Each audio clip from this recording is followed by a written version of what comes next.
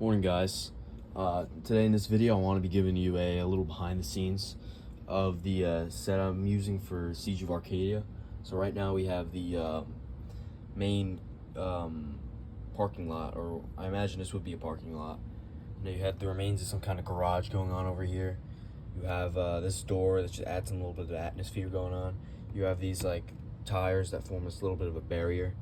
Right here, the camera angle wouldn't show it, but you would imagine this is going to be the side of some other small building, and with a lot of debris and boxes and such. The Alpha Squad will be using as cover as they fight off of, a little sneak peek. Alpha 3 uses the, Alpha 5 uses the rocket launcher he picked up inside the remains of what was supposed to be a mall when they were inside that dark and dirty building in episode 1. But yeah, this is supposed to be right after episode 1. There's no time jump. Right after the cliffhanger with the AAT aiming his gun down on them.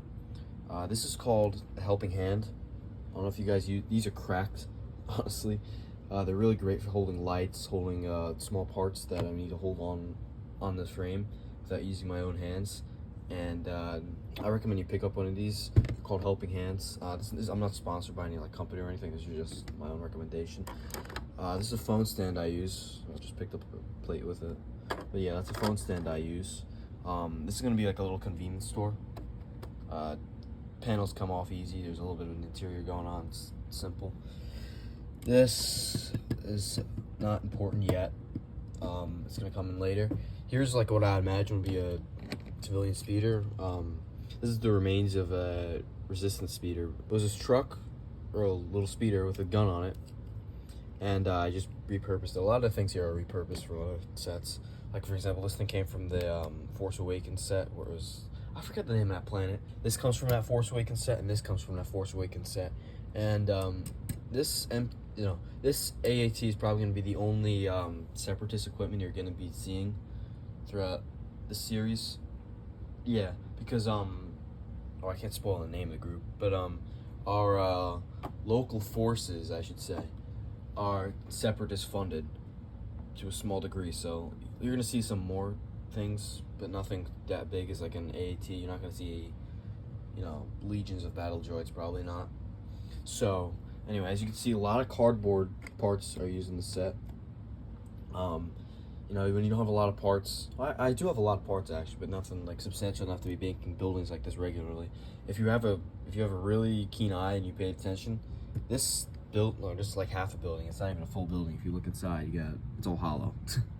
This building was used on practically every single set in the Siege of Arcadia where it was on the ground. There is not a single angle. There's not a single shot where this building wasn't used. Even the inside, when it was hollowed out, that was the inside of the mall, because it's got this covering, it blocks out light. It was good. These look like fans. I don't know what you would assume these would be, but I feel like they would work on the remains of like some post-apocalyptic Mad Max looking ass world. You could probably notice if you paid attention also throughout the whole film, Rookie's orange markings all over him come off really frequently, and it's really a pain. So I have this orange marker here. Razor's green markings come off pretty frequently too, but it's not as serious, so I keep that one here. This is meant for blood. It's a dry erase marker, so it's really like you just rub it and it comes off on my hand. Really simple because it's old and it's a low quality marker. Worst case, if I really want to take something off, I know some people probably thinking, oh, you're sharpening your minifigs. This is a spoiler. You can't see that guy. Oh, you're sharpening your minifigs. It's a heinous crime. No. A lot of people won't know this, but it's really easy to take Sharpie off of a minifigure. All you need is alcohol, or you could just use hand sanitizer. Anything with alcohol in it really helps out. These are my laser pieces. I don't know what this nail is doing here. This is not supposed to be here. These are my laser pieces and assorted hair pieces. These are all designated for certain characters, some of which here, but yeah, these are small props that should not be here, that should be in a bin. But anyway, yeah, you have your reds. You have this is probably gonna be used for blood more than for blasters and such. These are all just like 1x1 circular studs. These orange things are meant to signify impacts or pieces of explosions. This fire is usually used a lot for explosions. It's from Minecraft. I just put a little thing here so it's easier to rotate it on when I'm animating. These blues are always going to be clone blasters.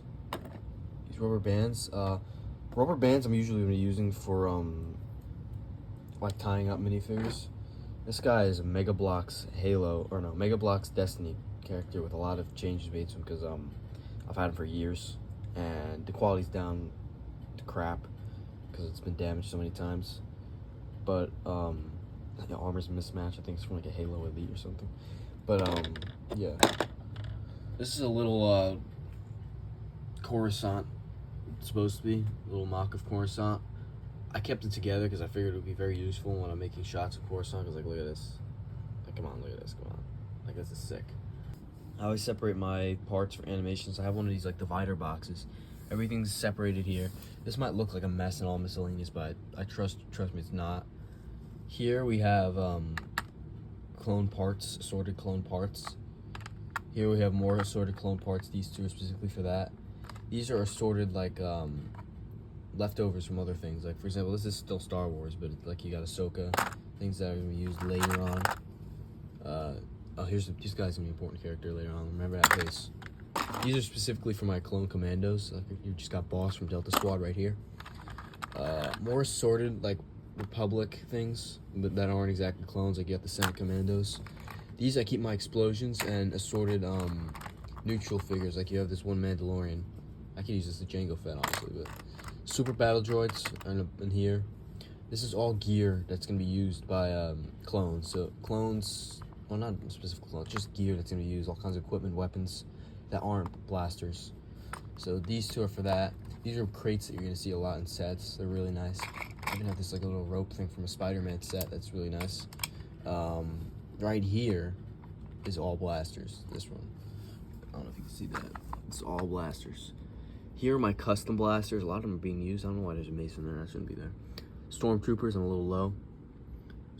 Regular battle droids. It kind of spills into here, which is like, this is supposed to be separatist weapons. This is a civilian. Yeah, it's supposed to be used later on. These are assorted Republic, assorted. Yeah, actually, I don't even know what the hell this is. I'm looking at this. I'm lost. So that one's a little misorganized. Up here, this is full of cardboard that I use for all my sets because remember I'm kind of low on parts, so I gotta utilize that as much as possible. Over here, what I've done, these are all like little lights. They're almost all dead, so I barely even use them anymore. But I think the green one's still really good though. This green light, this is insane.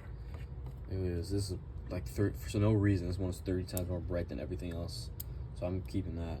No question about it. This is the barrel from the AAT. I don't know if you noticed this, but I actually took the first extension. I just took this right off. So I figured like it's urban combat. You don't need a long barrel. You're not sniping things. I'll put it back on if I ever need a scene where you have a tank sniping something else. But yeah, this is all gonna be equipment that's used by the local forces. I can't spoil the name again. Some small separatist equipment. A lot of it is gonna be like homemade, kind of rickety-rackety type of stuff. You got this little truck based off a Halo Warthog. We got the remains of a Republic AT-RT, probably getting used for like scaring civilians around. This is actually made from the Mandalorian set, where we have the AT-ST that was taken over by these guys. This is from someone else. That was an alternate build. I wish I remembered the name of who made this. But if you look up Mandalorian AT-ST alternate build, I'm sure you can find it. This is an alternate build from a TIE fighter, actually. It's supposed to be like, I guess the Star Wars equivalent of a Bradley or a Striker or something like that. And you got that auto cannon up top, sides open, filled with soldiers. They're actually really great alternate build. It looks a little ugly, but it still has that vibe of like a homegrown type of vehicle. Up here is where we keep our Republic stuff. So again, a lot of alternate builds. These are two AT-RTs, alternate builds from the 501st Battle Pack. Again, wish I knew who made these designs. Same deal with this. This is an alternate build from the 501st. It's supposed to be like a little dropship, pretty close to like the Imperial dropship. The back pops off with like where all the soldiers sit down. Is this guy? Let me see. Is that got red markings on? Oh yeah, he's got red. I have to repaint, or not repaint, I have to remake that marking.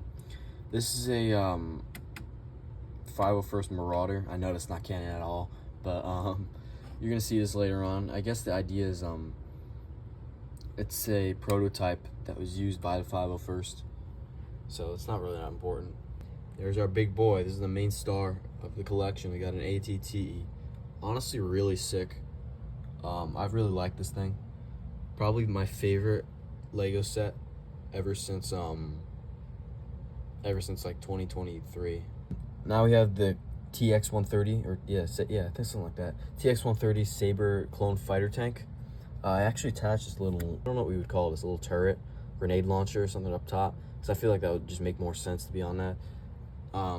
It's a little underscaled, but I actually like the small version of this one a lot better. I don't want to spoil too much. This is going to be the prototype U-Wing that's used by a very important group that you're going to see a lot more in the future.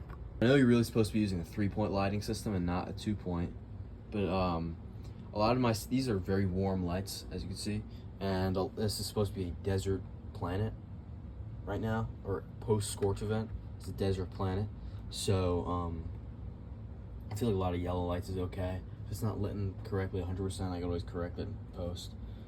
A fill light I've never really had a problem with.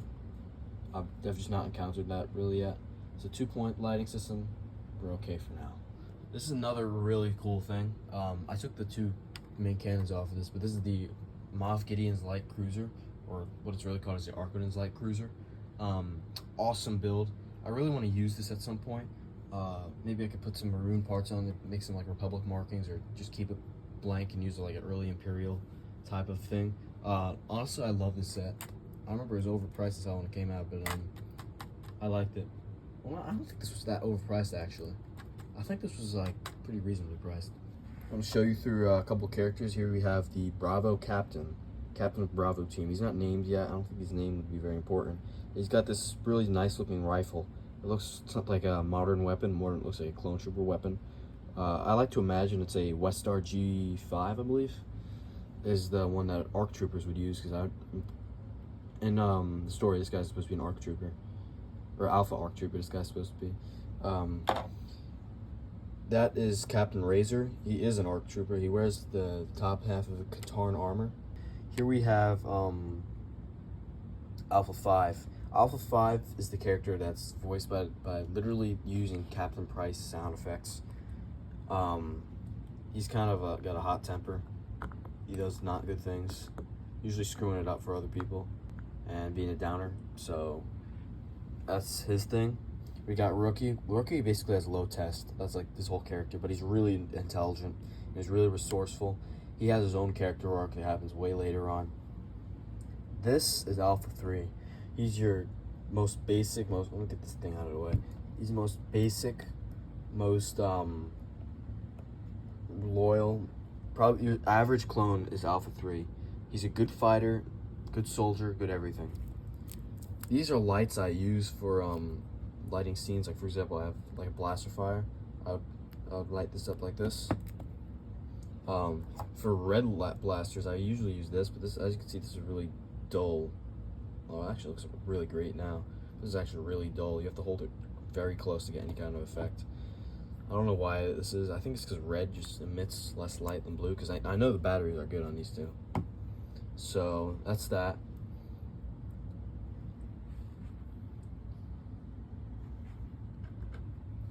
This droid that you see in the beginning of the Siege of Arcadia, I haven't really picked on a final name for him yet.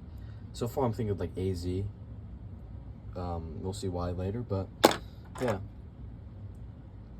This is supposed to be, I'd imagine, a commander of some kind, or a leader of some kind of survival group on Iridia. You know, he's got that nice double barrel pistol, and as you can see on his face, he has a terrible scar coming down the side of his face that I put in. So now we have Sergeant Slasher. This is a very important character. You'll see a lot more of him later on. Remember him by the 2 swords and the blue arms and the Jet Trooper helmet on a regular 501st. That's what's important about him. This was Alpha 4, as you saw in episode 1. He is dead. He's not coming back. I used Seb's voice lines for him from Republic Commando. He was actually a pretty valued member of this group. He was pretty close with Alpha 5. I should have showed that a lot more, actually. But he was pretty close to Alpha 5. So when he dies, Alpha 5 is pretty distraught. And that's why he's a pain in the butt. This is Taito. You remember him from the pilot episode. He is the sniper of Iowa Squad. So basically think of Sev from Republic Commando, and that's him. Literal copy. No change made in character. This is Dekut. His name in Mandalorian means idiot. He's like the Scorch of Iowa Squad. So he's been doing explosives, and he's a goofball, and he's just ridiculous. This is Sarge. He is the leader of Iowa Squad. So a lot like Boss, Republic Commando. Same deal. Very down to business, very serious, but also like knows his stuff, so he's not a pain in the ass. This is Zag. Now, Zag is a little bit of a pain because he's very serious. He sticks to the rules. He's a lot like Fixer from Delta Squad. He has a little bit more backstory, though. His original squad died on, I believe, Geonosis. A lot of the Republic Commandos were wiped out in Geonosis. They were used as infantry, basically, and they really shouldn't have been. So, his sole squad is basically KIA on Geonosis. I think Geonosis. And he kind of has a reason to be a jerk-off. This is Commander Sykes. He's the leader of the Iridian local forces. I can't use the name yet. Because there's a lot of groups. There's a lot of contesting groups on Iridia that you're going to see throughout the series. This is Colonel Valan. He is a officer. He can fight. You know, he does wear commander armor. He can fight. This is older Phase 1 armor because, you know, he's going to be on a battlefield a lot. He does have a helmet, but he's not using it a lot. A lot of the time you're going to see him on board a Venator inside a control room or something. You're not going to be seeing him on the field a whole lot. This is Sparkplug. He's got a very interesting kit, as you can see. Completely new gun type of setup going on. You know, he's got his visor. This is the gunner from the 2022 ATTE. As you can see, he's got the battle damage. Oh, I'm gonna get some focus. You can see he's got the battle damage. But what's important is he has this backpack, and you know, I used some sticky tack to put a little machete in the backpack and a little Republic logo. This backpack actually holds his gun pretty well. Like, you can stick the gun onto this pretty well. This is an important character too. Member of Midnight Squad, along with Sergeant Slasher. This would be the second in command of Midnight Squad. This is Hawk. He is the sniper of Midnight Squad. Very, very simple, I know, the way he looks. Look at this. He's a jet trooper without a jetpack. One blue arm. He used to have a visor, but you can see he still has the glue marks, because remember, this is before the helmet holes. This is a Final First battle pack. He has glue marks of a visor that I put on him, but then I took the visor off because I didn't like it. But I'm keeping the glue marks on him as a little way to distinct him a little more, because this is a really simple setup. I don't have a Final First Specialist pack, so I've been doing a lot of creative stuff to separate my soldiers a lot better. So yeah, honestly, that's it. That's the main parts of the set that I'm going to be using for Siege of Arcadia. This set's going to be used a lot in a lot of different shots, so I have to keep this intact for a lot of the filming of Episode 2, and maybe a little bit for Episode 3. Yeah, probably a little bit for Episode 3. But this has to stay intact for a while. A lot's going to be going on this set. So, yeah. Anyway, this is BR Productions signing off. Love you guys. Love all the support I've been getting on episodes 1 and 2. Or no, the pilot episode and episode 1. Soon episode 2. And, yeah, that's it. Alright, peace.